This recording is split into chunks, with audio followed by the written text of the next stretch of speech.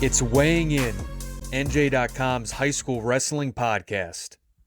How's it going, everyone? Ryan Patti from NJ.com here, joined by my three fellow high school wrestling experts in Bill Evans, Joe Zedalis, and Jake Aferiat. And you're listening to episode number 4 of Weighing In, your go-to New Jersey high school wrestling podcast. This week might be the most fascinating one yet because we're going to dive into what's going on before Saturday's cutoff. A lot of important matches coming up, and anything wrestled after Saturday will not count towards PowerPoints for postseason seeding. So, like I said, a lot of stuff we're going to dive into on this episode. We're going to take a look at those matches that we think are going to be most important. We're going to take a look at some of the groups that are catching our attention right now, and sections for that matter. And we're going to be taking a look at some of the weight classes that we believe at the moment are the most intriguing, because before we know it, we're going to be at Jersey Mike's Arena. And then after that, we're going to be in Atlantic City. That's right around the corner. It's almost here. So let's start with what happened last week, though. It's kind of a bit of a quiet week compared to the previous 2 weeks, but it was still one that had a lot of intrigue. I was at the Essex County tournament on Saturday, where Wayne Valley won the team title for the first time since 2012. And they got 10 to the podium with 2 champs in Noah Zindaki and Adam Souze. They were 2 new champs who had a great tournament. Souze actually avenged a loss from last year's 144-pound final to Christian Mercier of Pompton Lakes. Then you had Ryan Langenmeyer and Jimmy Conklin win their 4th county title, something that hadn't been done since 2020, obviously, because of COVID canceling the 2021 county tournament. But both kids just dominated, and they've kind of dominated that tournament for all 4 years. And Langenmeyer especially made it look very easy this year. And in past years, he had some tough tasks from Southsea Say when he was at Wayne Hills. Now he's at Bergen Catholic. But there wasn't a state medalist in this field at Passaic, but I think that both Conklin and Langenmeyer will have their chance this year to get on the podium. Both are really, really good. And then Morris, no Del Barton in the field this year. Like I said in the last episode, this was the first time they hadn't been there in a long time, decades. So Mount Olive, kind of to no one's surprise, ran away with this one. And it's the first time they ever won. It's a great program, but I mean, Del Barton's there every year. You're not winning that tournament. So this is the first time they ever won it. It's a proud public school program. So that was a big, notch under their belt there. They got 12 medalists out of the 14 weights. They got 3 champs, Anthony Piemonte, Justin Bullock, and Nico Gonzalez, a couple guys that I've talked about on this podcast before. And then you had Hanover Park senior Vincenzo Laval win his 3rd title, and he kind of just showed everyone once again how separate from the pack he is. He was the runner-up last year at 190 in the state to Harvey Luddington, a 3-time champ, has a 3-time medalist, hasn't finished worse than 3rd in the state. So he's a stud. It was 2 really fun tournaments, and ones that are incredibly well run. So, Bill, you're at the Burlington County Open over the weekend, but yesterday you saw some pretty big history there for Mr. Marina. Yeah, Paulsboro coach Paul Marina got his 800th win, only the 2nd coach in state history to hit that milestone. Paul's overall record is an incredible 859-4. He's led Paulsboro to 31 Group 1 state titles, 37 sectional titles, 37 division or conference titles. They've obviously been one of the dominant programs in the state, probably along with Phillipsburg over the last 50, 60 years. Prior to Paul taking over, Bob Frederick before him was 251-6. So they've been a small school power that's also been able to compete at the highest level. They were number 1 in the state a few years, a couple decades ago. Some of those early Paulsboro Phillipsburg matchups were classics. Been a little bit of a tough year for Paulsboro. The 9-7, which is the 2nd most losses already that they've had in their entire history. So it's been a struggle because they've got a lot of young kids that are struggling to stay off their backs. But they just got Kyrie Harvey back, and he's a good middleweight that it's really now a 10-12 point swing in the middle of the lineup, and I really think they'll be in the mix again for South Jersey Group 1, even though this isn't one of their stronger teams. But really, Paul's done an amazing job there. As the wrestling coach, he's been the principal and the athletic director, and had other various roles. But Paulsboro football, Paulsboro wrestling has been a standard in South Jersey, in the state. Just a gritty town. With kids that grow up wanting to be part of this program, and it's even last year they upset Delaware Valley to win a state title when they weren't really expected to.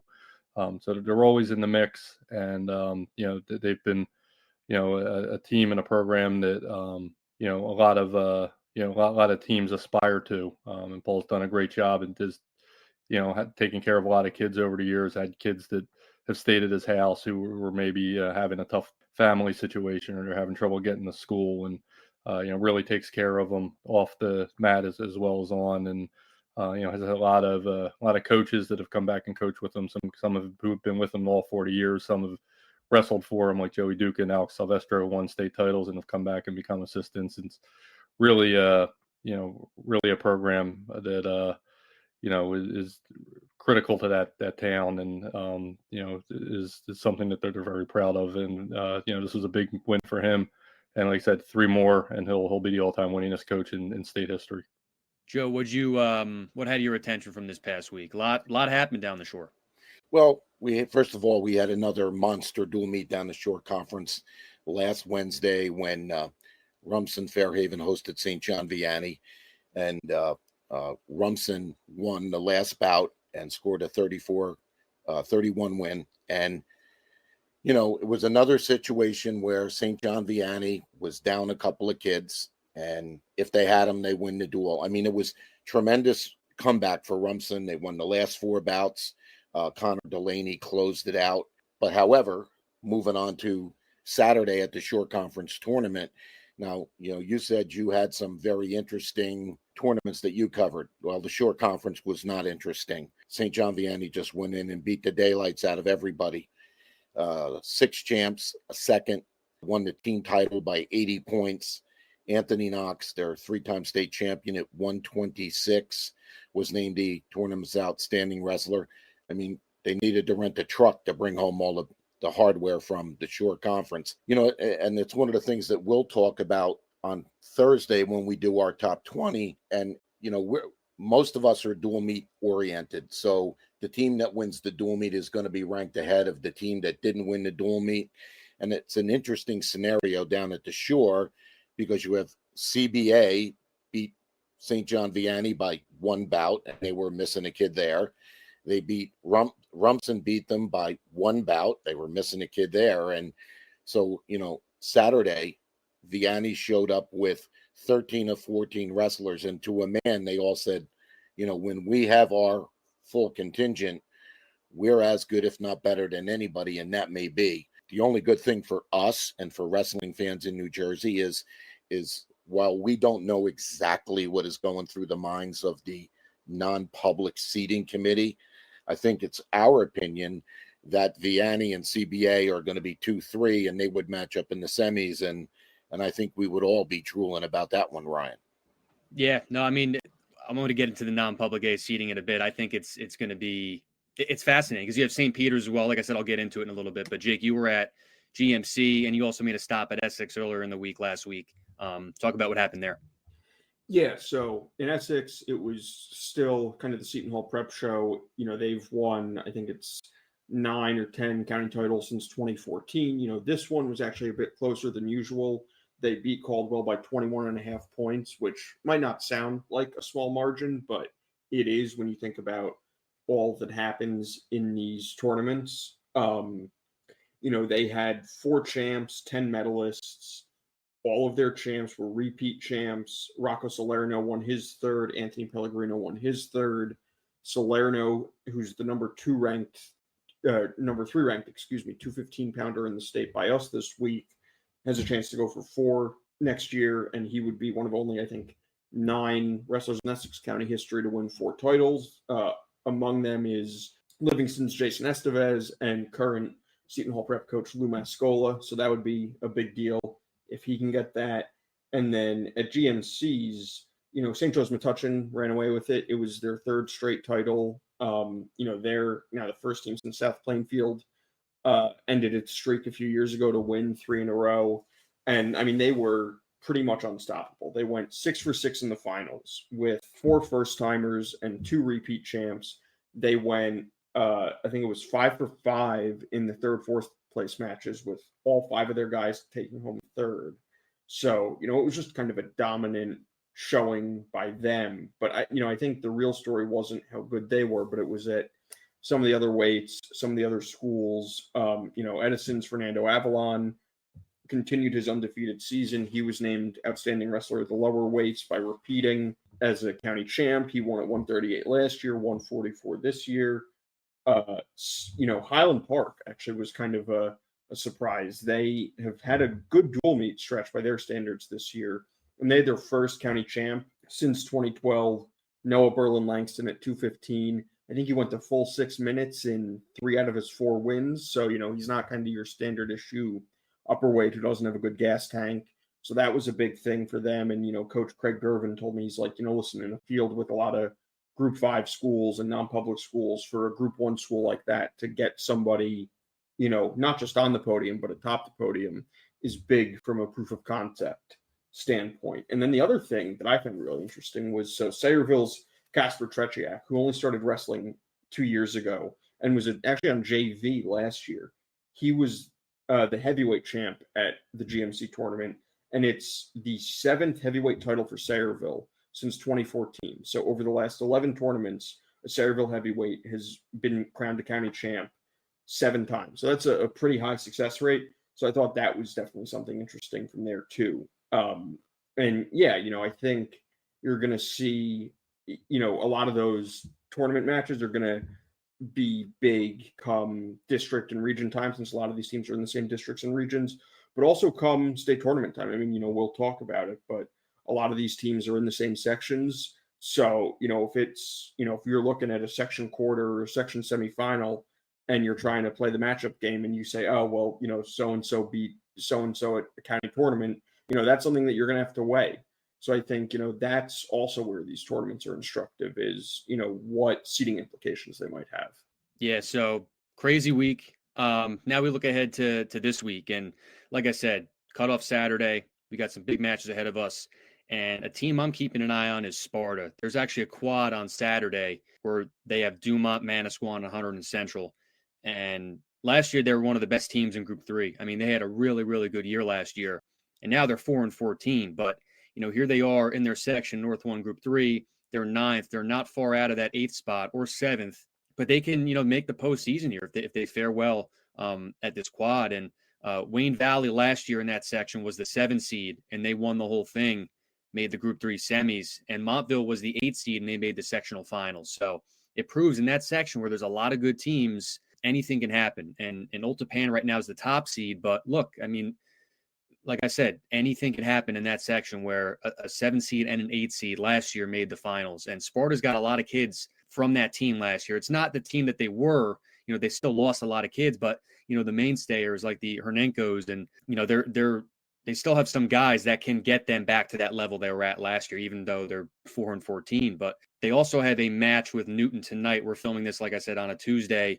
So this will come out Wednesday morning. They have Newton tonight, and that's a big match as well.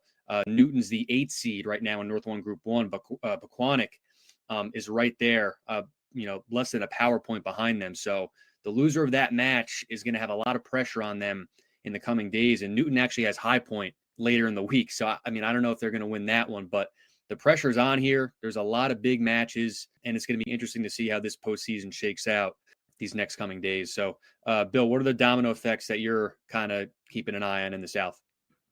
The big match this week in terms of, getting into the playoffs is in Central Jersey Group 2. Cinnaminson is 8, Delran is 9.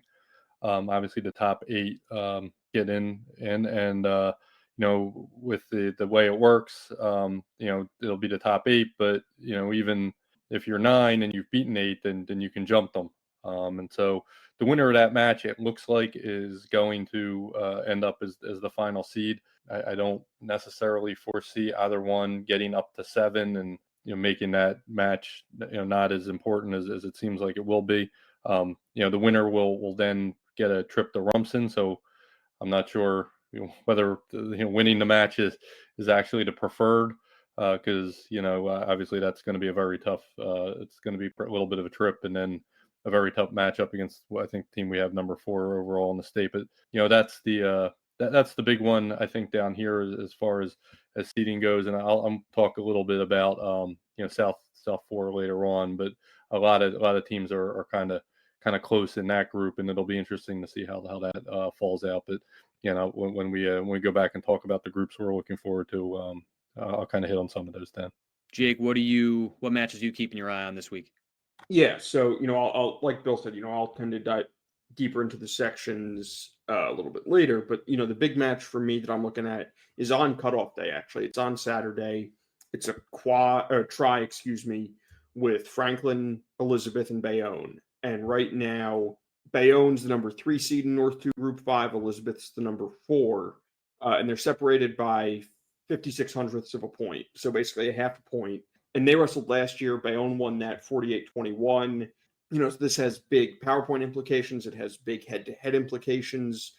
Basically it's the difference between traveling to Bridgewater Raritan, who's the projected 1 seed in that section right now, or traveling to the 2 seed, who is Union right now. And Union has wins over Elizabeth already and Eastside already. So, I think that'll be an interesting one because, with Phillipsburg out of that section, I think that is a more up for grabs section than it's been in years past. So I think that match, especially being on cutoff day, both teams wrestled during the week this week, but I think that match in particular is going to be key for both of those teams. Joe, what's your attention on? Central 2, Ryan. You mentioned the Manasquan being involved in that quad on Saturday. Well, on Wednesday night down here at the Shore, we have 2 dual meets that are really going to figure heavily into who goes where and who gets what seed. 6 o'clock at Howell, we have Point Pleasant Borough at Howell. It's a good dual meet. I think Howell might have a little more firepower than Point Borough, but it's something. Point Borough needs that win, and if you look at the Central Jersey Group 2 power points, as we talked about, Rumson is 1, Ocean is 2, Point Borough is 3, Wall is 4. As a matter of fact, the first 7 teams in the PowerPoint order are from the Shore Conference. And of course, the spot nobody wants to be in is where you run into Rumson. Ocean is right behind Rumson. Ocean can pick up some power points on Saturday in a tri meet with Middletown North and Montville. Also on Wednesday, Wall has a big match at Homedale. Wall's the number 4, Rumson's the number 5. So there's a lot on the line in this last week down here at the Shore. And I'll just mention one other team, one of the few unbeatens left in the state. Townsville South is 13-0. It wrestles Brick Township on Wednesday night. Should not be a close duel, but the Indians would like to hold on to that number 1 seed in South 4. And I know Bill's going to talk about that a little bit later, but there's obviously a little enthusiasm and juice back in that Townsville South program, Ryan. All right, so let's dive into some of these groups and sections here. It's going to get really interesting, guys. I'm looking forward to what we might see here. But like I said, I wanted to talk about non-public A. Delbarton is obviously still the team to beat, but the seeding is what's, to me, going to be the most interesting because if I were to seed the teams, I would probably go St. Peter's number 2 and then CBA 3 because of that head-to-head win they have over St. Joe's, and then some combination probably of Vienna and Joe's at 4 and 5. And if both teams are at, full strength there, that duel is going to be phenomenal. It's state medalist city with those two teams. But I think after that, you get probably Bergen Catholic comes in maybe at 6. And then you have, St. Joe's Metuchen, Bosco, Paramus Catholic, St. Augustine in some kind of order there. At that point, you're pretty much pulling at straws because there's a weird triangle after this past weekend now with Bosco, Paramus Catholic, and St. Augustine. They had a tri-meet over the weekend, and every team went 1-1. So I'm interested to see kind of who they value as the best team out of that trio. And like I said, you have St. Joe's Metuchen that's having a very good year as well. But what's fascinating in that scenario is that the 4-5, the winner of the 4-5, let's say it's St. Joe's, they're going to wrestle Delbarton in the semifinals. And you look at a roster like St. Joe's, I mean, they have 8 state medalists, and they have 2 kids in Jojo Burke and Christian Alvarez, who are kind of just, mowing through everyone in their path. I mean, they've been dominant in those, high profile tournaments like Escape the Rock and Beast of the East. And it's interesting because you had that forfeit against Bosco from a couple weeks ago, but I'm not sure that it's going to affect them in the seeding. I don't have intel on that, but I'd be surprised if it did. When you look at their Big North United title, they beat Bergen Catholic on criteria at less than 100%, and they handled Paramus Catholic, who Don Bosco did not. And had they not had to forfeit, they would have won that duel pretty handily. And obviously they have Anthony Harris and Adrian DeJesus back now. So that's a team where, I know Coach Stoll thinks very highly of his team, but I'm sure he's kind of, shaking in his boots a little bit about facing that team in the semifinals. I mean, that's a matchup we've seen in the finals the past 2 years. So it's going to be interesting to see how that all shakes out. Bill, what are you kind of keeping your eye on here in terms of group or section that you're looking at? Yeah, and we've kind of talked about this a little bit all year. South Jersey Group 4, does not have that, dominant team. That does not have the Delsey, does not have the Southern. This is a group that is, certainly up for grabs. And you go to the top 3 seeds right now. Toms River South that Joe touched on, still undefeated, 31.78 power points. Williamstown, second, 31.44. Northern Burlington, third, 31.33. So all those teams are going to be jockeying for position. Obviously, the difference between 1, 2, and 3 would be a home semifinal. This is a very tough group. And I've seen a lot of movement in this group. Williamstown was in the 5-6 range for a while. Now has been creeping up with some nice wins that they've had. They've had a couple stumbles. They lost to Paulsboro on Saturday. That was a chance to maybe jump up into that top spot, and they didn't grab it. But then right now Toms River East and Shawnee are 4-5. 6, 7, 8, 9 is Hamilton, Clearview, Millville, Central. Hamilton, Clearview, and Central wrestle in a quad along with Pennsville this Saturday. So those last spots, Millville will be in that mix. They've had a great year. They're 16-4. They were 2-3 a week or two ago, and have just kind of slipped down. But they'll do what they can to lock in one of those last spots. But Hamilton, Clearview, and Central are going to determine, amongst themselves who gets at least two of those last 3 spots, and in what order.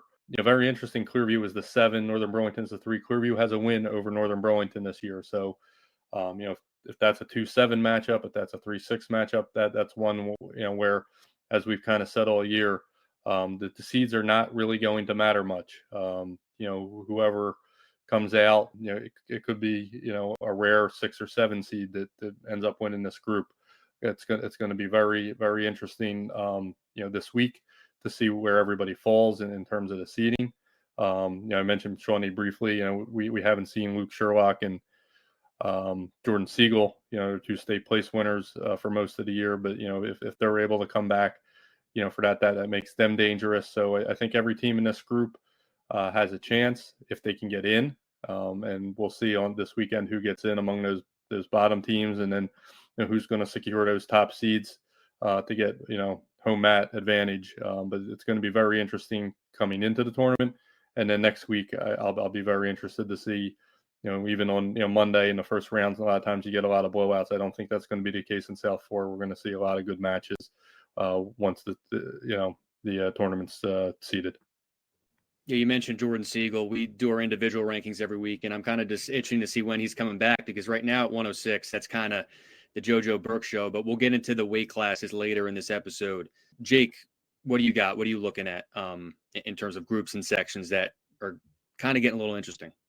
Yeah, so the 2 in my mind that are among the most interesting are Central Group 5 and North through Group 3. So for a long time, Howell was one of the standard bearers in Central Group 5. They've moved out of that section, and they're in South Group 5 this year. And the other team that's been a standard bearer there for a long time is Hunterdon Central. And it's been tough sledding for the Red Devils this year. They're projected to miss the postseason right now, which probably hasn't happened in close to a decade, if not longer. They're sort of firmly on the outside looking in.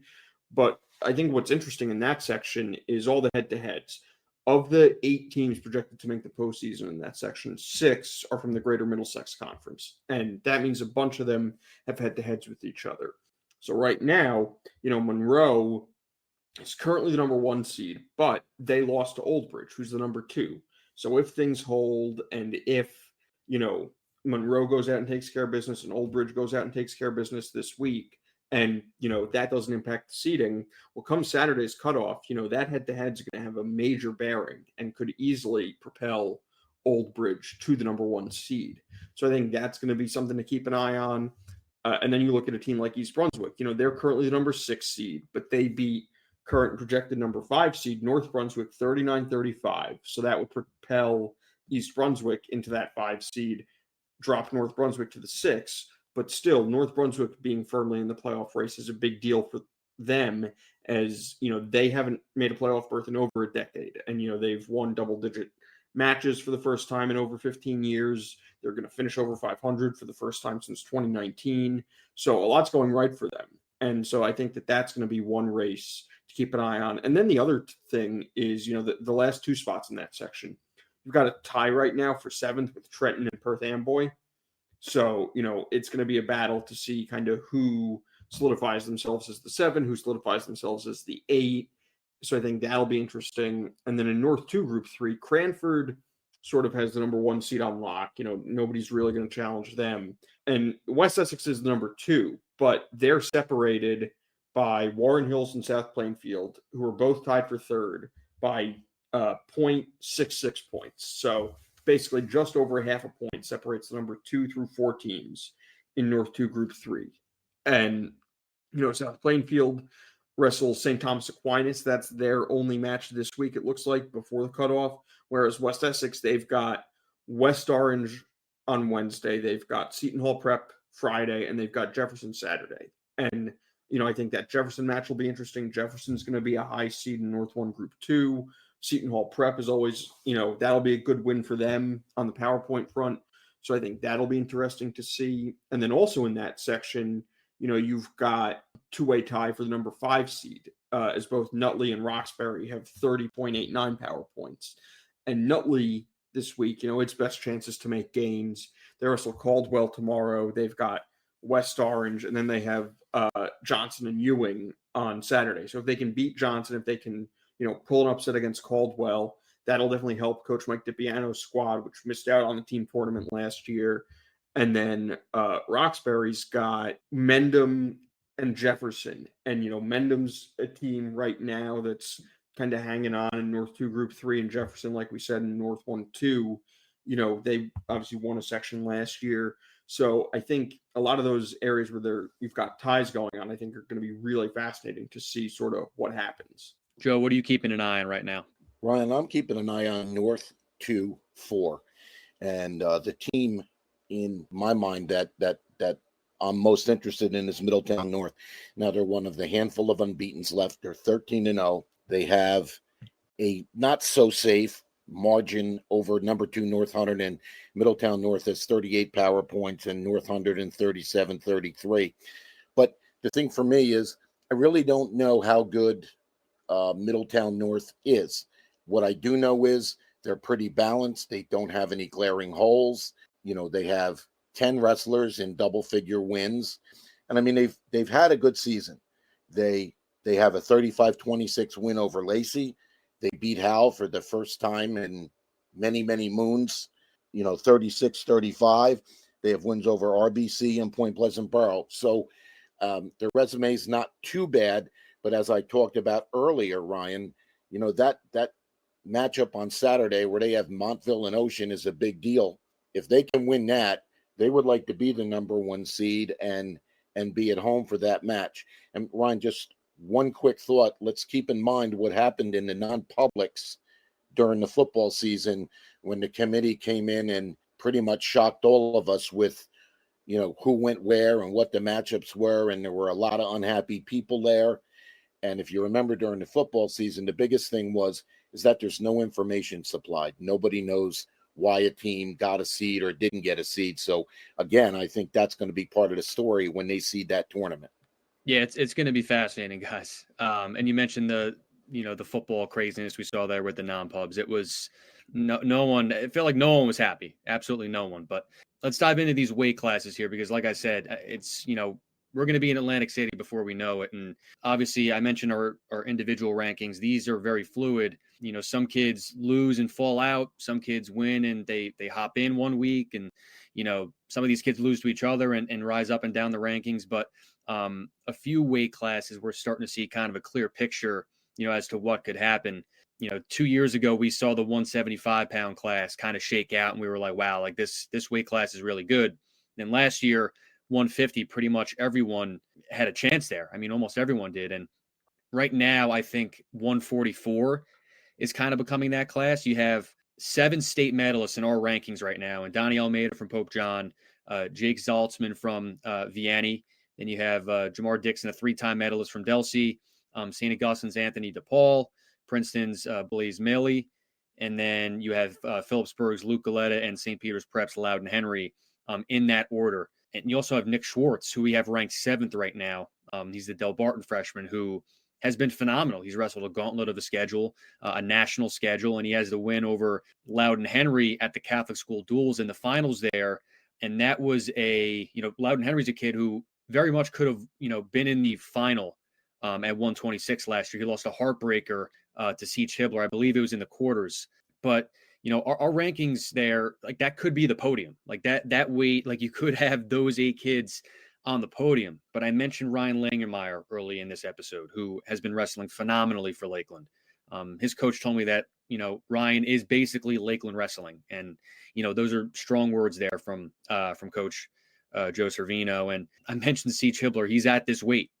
He's at this weight now. He's at 144. And you have Joey Fulco, who beat Siege Hibbler from Ramapo in the county final 2 weeks ago. So this weight's awesome. Reed Clousey from West Essex. You had Manny Gusfa from for Bergen Catholic there, having a good season, a freshman, part of that really special freshman class there for Bergen. So Nate Keller, Gavin Duran, a lot of these kids, had good years last year. Both those kids were deep into the wrestlebacks in Atlantic City. So that weight is going to be a lot of fun. And I think that, even like I said, kids go up and down in weight, kids come in and out of the rankings. We don't know where they're going to be seated, but this weight's got the chance to be absolutely epic, and it's completely up for grabs. So, Bill, what's the weight class you've got your eye on right now? Yeah, I got 132 circled. Obviously, when we get to the States, there's going to be a half a dozen weight classes that, there's going to be a dominant, overwhelming favorite, whether it be Anthony Knox or Harvey Ludington, Rocco Delgado, Alessio Parrington. I mean, there's just going to be a few guys that are going to be tough to beat. 32, I could see 5 or 6 different guys winning this. We have Sammy Spalding from Camden Catholic, who was a state 4th a year ago, went into the tournament as the number 1 seed. He has a 1-0 win this year over Bobby Duffy from CBA. He has a 7-0 win over Dalton Weber from Pope John. Bobby Duffy has a 1-0 win over Vincent Payano, and also pinned the returning state champ Ryan DeGeorge, who Spalding had pinned last year. Then DeGeorge went on to win the state title. DeGeorge has 2 wins, close wins over Patrick O'Keefe from Vianney, who was a state finalist. O'Keefe has beaten Bobby Duffy. I think the score was 3-1. So, Dalton Weber last year pinned Spalding in the 3rd place match at states. So, there's a lot of, these guys have wrestled each other this year. They've wrestled each other last year, back when they were down at 126, some of them. And I just really think that this is going to be wide open. Yes, the George is a state champ and knows how to win, and that's going to be important when you get there. But you just look at that group as a whole, and I could see them on the podium in any kind of formation. I think there's a lot of guys that can win it, and I don't know that you can say that about a lot of weight classes in the States, that you can say, yeah, I can see 5, 6 guys coming out on top. And I think 132 is that group. Joe, I know you're fascinated with 106. What are you kind of intrigued by there? Well, first I was intrigued by the fact that you said it's the JoJo Burke show at 106. And I think Killian Kucho might like to have a say in that. I'm intrigued. I would assume he's going to go 106, but he did go 113 in the short conference tournament. I don't know whether that was to give his body and his weight a chance to recoup a little bit, but he looked pretty sharp. If people don't remember Coluccio, he was 3rd in the state last year at 106, wrestling for Christian Brothers. He is with Lacey now. And I mean, I guess he could go up to 113 and wrestle there, but who in their right mind would want to go up and mess with Cam Santz? I just can't imagine that. I mean, to me, Cam the man is just, a little bit above everybody else. But, one of the things that always fascinates me about 106, Ryan, is that little bit of uncertainty, because you always have, powerhouse freshmen coming in, and then you have some sophomores, juniors, and the occasional senior who will be in that weight class. So it's like it can be youth versus experience.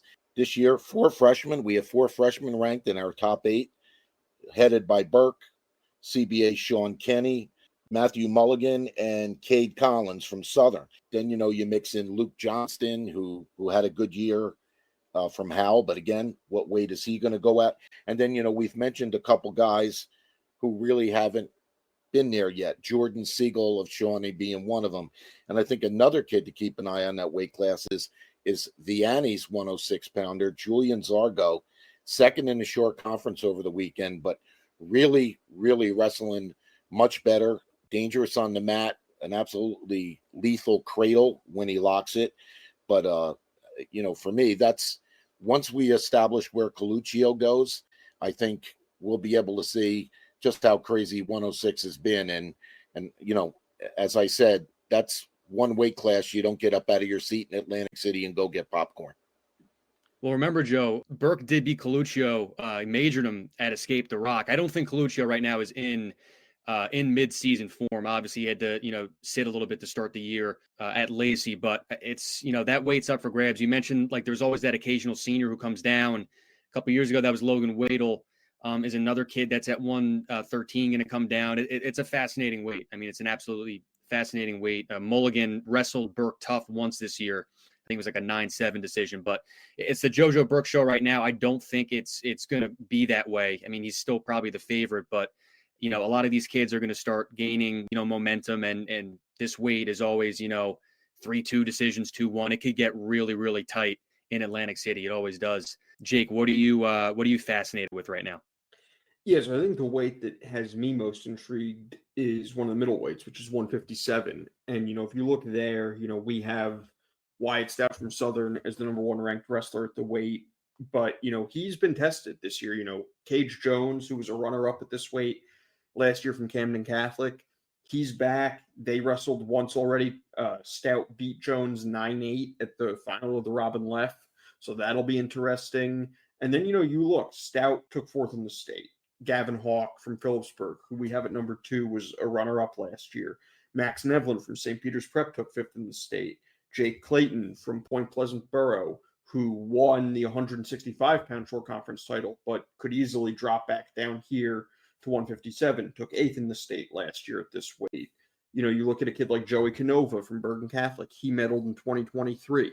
Then when you add in, sort of relative newcomers like Trevor Jones from Del Barton and Cole Reese from Clearview, I think this weight gets really interesting. And, Jones, has, you look, there's a lot of head-to-heads here. Hawk is maybe the one kid that doesn't have a lot of head-to-heads with these guys just because Phillipsburg isn't always out here wrestling a lot of these non-public schools.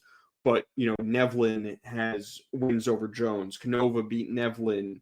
So, you have a lot of those head-to-heads. And I think come, district time, come region time, Phillipsburg and Bergen Catholic are in the same region. So we could easily get, a Gavin Hogg, Joey Canova Region 1 final. And I think that would be a fascinating match. You look all over the state, Morgan Schwartz from St. Joe's Metuchen, who's number 6 in the state. He just won his first GMC title. So you've got a lot of guys here who know how to win, like Bill said, which is important in this individual postseason. And guys who, everybody who's been at this weight, who's been on the podium, has come up short. And, you can't underestimate not just that experience, but that hunger that these guys are going to have to say, hey, I'm probably one of the favorites, but everybody's probably thinking they're one of the favorites in this weight, given the familiarity. So, if Gavin Hawk turns out to, become Peaburg's first state champ since 2012, it wouldn't surprise me. If Cage Jones bests his runner-up finish from last year, that wouldn't surprise me. So, I think a lot of it is going to be decided kind of as we get later into the season here. And, the regions and the districts might even tell us more than Atlantic City of what's going to happen at this weight. Yeah, you mentioned Region 1. I'm there every year. It's fascinating. And I think Bosco is still in that region too. So you have Bosco, Bergen, and Phillipsburg. It's absolutely epic. And we could talk about Region 4s, another time. But like, if you get another loaded team in a region like that, like you're going to get really good kids that are missing the tournament. But it seems like for now, Region 4s are going to stay. But like I said, we could talk about that on another episode and have that debate, because it's a fascinating debate and one that's, very, that's floating around there a lot right now. But to wrap up the episode, let's kind of take a look at these next 7 days. Aside from those cutoff matches, I'm looking at a couple things here. On Wednesday, I'm going to be at the NJSIAA semifinal. You have Emerson Park Ridge at Manchester Regional, but the other semifinal, you have New Milford and Hasbrook Heights. And Manchester Regional this year won its first division title in 41 years, and it has the chance to take down an Emerson Park Ridge team that has kind of just run things for decades under Stan Woods, and now Joe Mazzio has done a phenomenal job filling in his shoes. He was a longtime assistant, and now he's, things have just kind of left off where, Stan left them. But, on the other side, you have an unbeaten New Milford team going up against a Hasbrook Heights team that right now I would probably peg as a favorite to win the conference title. They beat Emerson in a convincing win a few weeks ago, and their only loss is to Ultapan. And, they lost on that final bout to Emerson last year in that conference title. So, as good as Joe Mazzio has things right now, the scale might be tipping towards the Aviators a little bit. And, it starts on Wednesday where they're going to have a chip on their shoulder. They're going to want to get back to where they were a year ago. And on Thursday, I'm going to be at Del Barton against Blair. And I circle that on my calendar, the next day from the previous year. So like I'll cover the match, and then the next day I'm like, all right, can't wait for the next one. Like 365 more days. So it's just that match it always delivers. It's always phenomenal. And talking with Coach Stoll, he thinks very highly of this team, like I said, and he thinks that this could potentially be their best shot at Blair. They haven't beat Blair. The only team that has is Bergen, where they were able to crown themselves, like the best team in the country. That's where they were, like a little less than a decade ago. So Del Barton wants to get there. This match has come down to the last bout the past 2 years. Carter Neves has been the hero for Blair. Carter Neves is now graduated. He's at Ohio State. So if it comes down to heavyweight this time, it's going to be very unpredictable. You were able to just say, all right, Carter's going to get bonus here and match is over. But this year, if it comes down to heavyweight, it's going to be interesting. And I last spoke with Coach Jatomer from Blair at the Beast of the East. And, that was when their long streak of team titles at that tournament came to an end. And they didn't have Leo DeLuca there, the standout Iowa commit, one of the best, pound for pound kids in the country.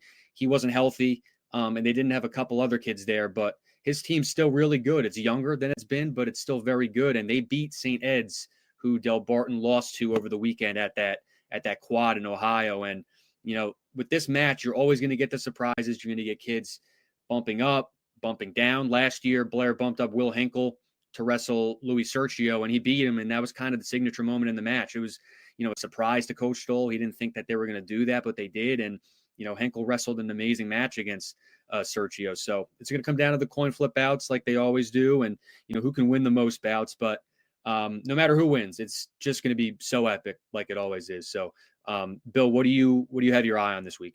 Yes, we talked about Camden Catholic does not have a very deep dual meet schedule. They've prioritized the individual tournaments. As Jake mentioned, they were in the Robin Left, they were in the Mustang, they were at the Beast, they were at Escape the Rock. So they've used a lot of their match counts in those situations. Their two best opponents this year in the Olympic Conference are Lenape and Seneca, and they'll get Lenape on Wednesday. I think they'll win that match pretty handily. But is it 20 points? Is it 60 points? They wrestled RV a few weeks ago, and it was like 72-12. I don't think it'll be that lopsided. Lenape's pretty strong up top. They just won the team title at the Burlington County Open.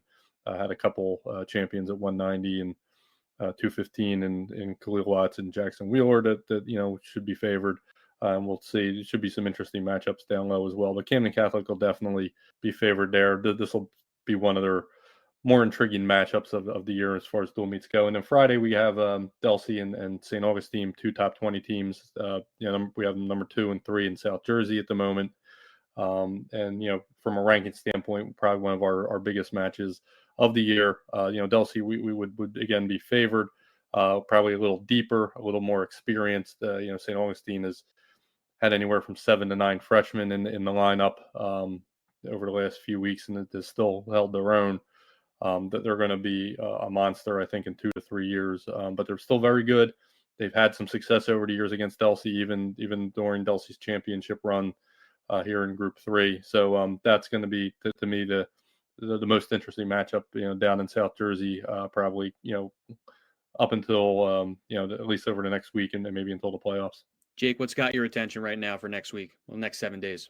Yeah, so I'm keeping my eye on 2 big division title races, one in the Big North, one in the Super Essex Conference. So we'll start with the one in the Big North, which is Pascack Hills at Riverdale on Wednesday for the Big North Patriot Division.